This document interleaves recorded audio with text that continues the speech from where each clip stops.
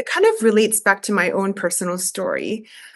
So I have three kids now. I have a 6 month old, my third child. I also have a 7 year old and a 5 year old. So my 7 year old, my first child, was born by a C-section.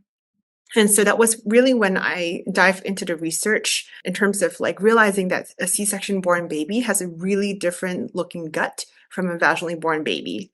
And so it was kind of like, oh, what is the science behind it? So baby is pretty sterile in the womb. They don't have any gut bacteria, gut microbiome. They get the first colonization on their way out through labor from the mom. So the vaginal microbiome first through the vaginal canal, and then some gut microbes seed the baby from fecal fluid during labor and birth. So it sounds gross, but that's how nature intended for us to get our microbiomes from our mom, frankly. And then beyond that, breast milk, breastfeeding, the mom is continuing to transfer her gut microbiome to the baby through breast milk, which is really fascinating.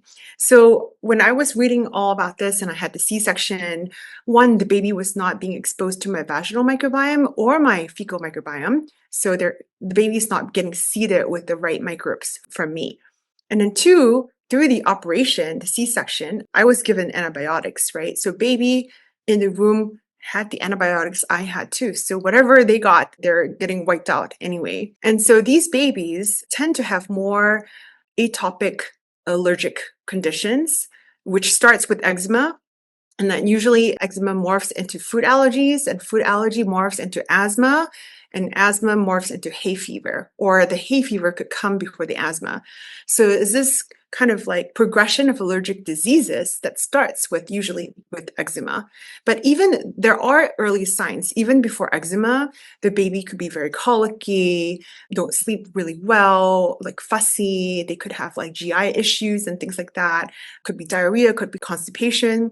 So a lot of what you think is common baby symptoms can be related back to the gut of the infant being imbalanced. So I was trying to figure out how to course correct. I ran through a lot of literature that shows that early intervention can really prevent these conditions. There's something called the C-section signature. So if your baby C-section signature kind of goes to zero by the time they're 1 year old, they're 4 times less likely to get asthma. I was trying to figure out, oh my gosh, like, am I doing all the right things? I'm breastfeeding, I'm giving her kefir, I'm like doing all the microbiome healthy stuff. There was no tests for babies, infancy. A lot of the stool tests in the market are for adults and using adult reference ranges, which are wrong for babies. It's the opposite, and like you and I, we're old now. We want high diversity in our guts, which means we have a really resilient gut. The higher diversity, the more resilient. In babies, you actually want the opposite. You want low diversity in a baby's gut because the sole job of the baby's gut is to digest breast milk, mom's breast milk.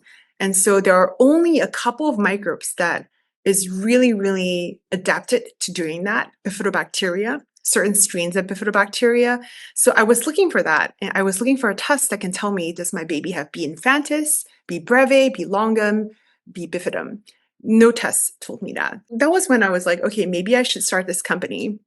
But it wasn't until I was pregnant with my son, that I started the company. Actually, in fact, I started the company a week after he was born.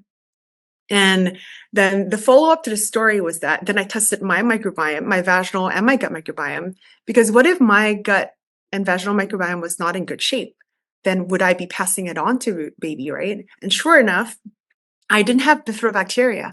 I had none of the bacteria that even through a vaginal birth, I was supposed to pass on to my babies. And Praveen, this is what's happening to our society today.